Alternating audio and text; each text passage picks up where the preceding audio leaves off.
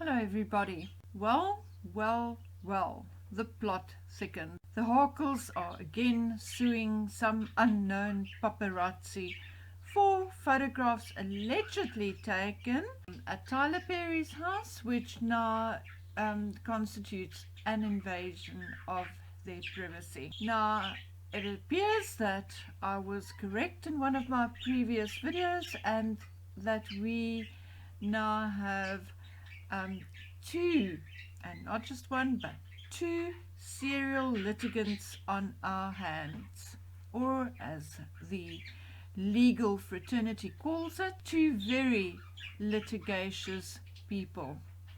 Okay, so I've read Harry's statements and his claims, and I'm not going to read it all for you. It's a full 9 or 10 pages. However, what I am going to do is I'm going to highlight the lies in those papers, those many pages, and I'm going to prove to you that we had been lied to, not just now with this once again false claim coming from Meghan and Harry, but also previously, and that it's not me saying so, but poor Harry himself. So let's get into it. Paragraph 2 of Harry's statement. At the beginning of this year, Prince Harry, the Duke of Sussex, and Meghan, the Duchess of Sussex, the plaintiffs, announced their intention to reside, at least part-time, in North America in an attempt to escape the incessant UK tabloid fabrications. Now let's stop there. At least part-time? By the time Harry issued this statement, the Queen had already said, no, you cannot have 1 foot in and 1 foot out. So why did Harry feel the need to announce in this statement of his that they announced the intention to reside at least part-time? Is he throwing some more shade? Well, Harry, it's not working, because if you work for any company, you will not be allowed to work for someone else at the same time.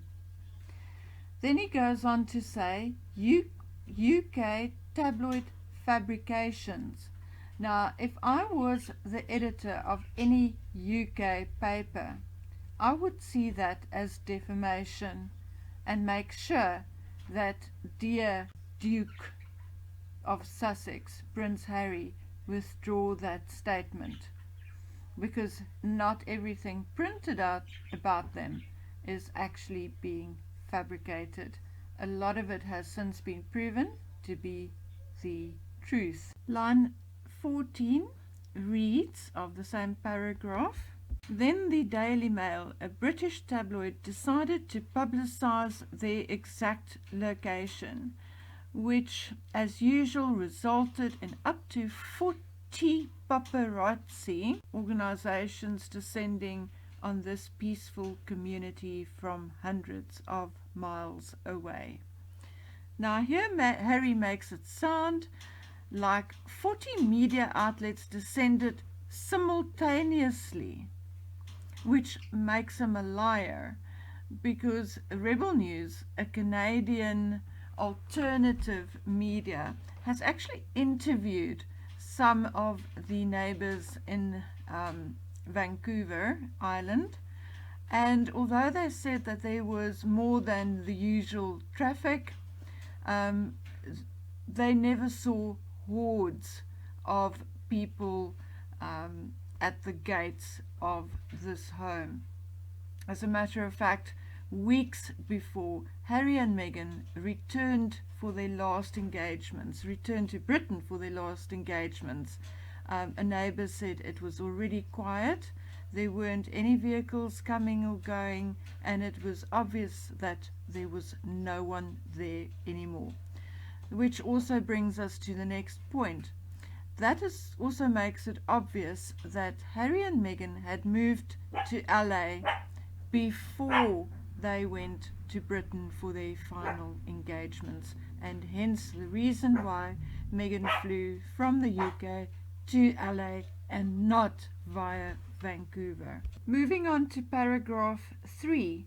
The plaintiffs thus quickly moved to the greater Los Angeles area to a safer gated community at the generosity of a friend. So does generosity mean that Harry and Meghan are not paying rent? And for how long have they been friends with Tyler Perry? Moving on. Within hours, paparazzi set up hundreds of yards away on the ridge top overlooking the residence, hoping to capture photographs of the family. The plaintiffs were subsequently forced to erect a large mesh fence to guard against these telephoto lenses. Now here I would love for Harry to explain to me, how does a mesh fence help with guys up on a ridge top with telephoto lenses? It doesn't make sense. Then towards the bottom, line 26, some paparazzi and media outlets have flown drones a mere 20 feet above the home, as often as 3 times a day, to obtain photographs of the couple and the young son in their private home. Okay, Harry, so where are those photographs taken with drones, which were a mere 20 feet above the house? And the reason I'm asking this is because this whole statement of Harry's is based on photographs which appeared in a German magazine, supposedly of Doria and Archie walking in the backyard or the yard of Tyler Perry's mansion. Now, you guys just hang in there for me, because it is my opinion that this whole statement of Harry's is based on nothing, based on a bunch of lies. And why am I saying this? Because that particular photograph, the one that this statement is based on, was not taken with a drone, and it was highly unlikely that it was taken with a telephoto lens from the ridge top or the fence. It is also my opinion, and when I say my opinion, I can easily say that I am 99.999% sure that the photograph was not taken where indicated in this magazine, and I am approximately 89% sure that it was not the Archie we are used to, who was photographed in that step 2 buggy.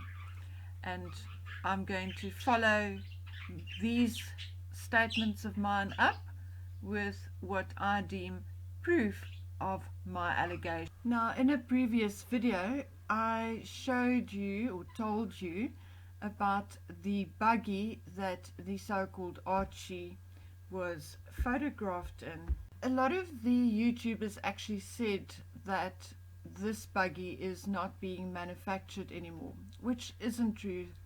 And in order to give credibility to our videos, we need to stick to the truth, I think. Anyway, the classic Step 2 buggy was reissued this year as a 10th anniversary for Step 2. I think that the classic push buggy was one of their first products. However, the anniversary edition of the Step 2 classic buggy looks nothing like the one that the supposed Archie was photographed in. If you look carefully at the photograph, you will see that the one Archie, and I'm saying this in inverted commas, is photographed in, has no indentations for the eyes. The fact that it doesn't have eyes doesn't say anything because it could have fallen off, but there are no indentations. Another very obvious difference is that there's no logo in the handle, and then there are other things like the newer edition is higher off the ground, etc., etc. However, it is my contention that this buggy that supposedly Archie is photographed in is one that is basically approximately 10 years old. That doesn't tell us that this is not a real photograph though, because they could have been gifted a second-hand one from friends. So let's look at other things in this very same photograph. Something I was wondering about is, we all know that it's now very warm in California, it's summer, and we also then see in this composition that Doria is wearing a pair of shorts and a strappy top and is actually barefoot. Now, why on earth would this kid be dressed in a long-sleeved vest and a t-shirt, and then more than that, if you look very carefully under the hat, you will see that there is a pink cap sticking out underneath. To me, it looks like one of those knitted pink caps. And if you look further, it appears as if there is some black hair sticking out under the white hat. I'm going to explain this to you by looking at another photograph where I did some art applications to the original. I didn't number them on the actual picture, but if you start at the top, let's number them 1, 2, 3, 4, and 5. If you look at number 4, it is very clear when you look at the thicker lines to see where the picture had been cut. If you also look under the thick line of the hat, you will see some reddish pinkish pixels, and that is where this pink, what I think is like a knitted cap, is actually peeking out. The photograph next to it, if you look carefully, if you enlarge your screen, you will see the exact same thing. Now, in this heat, with Doria being dressed in shorts and a strappy t-shirt and barefoot, why on earth would this poor kid be sent out with 2 hats on his head? If that is not enough to convince you that there's something very wrong with one, Harry's statement, and second, with the photograph itself, then let us look at the background. Firstly, let's look at the original photograph. On the original photograph and in the article, they actually indicate with an arrow where the photograph was taken. Now, I am telling you that it was not taken where indicated on this photograph in the article. And why am I saying this?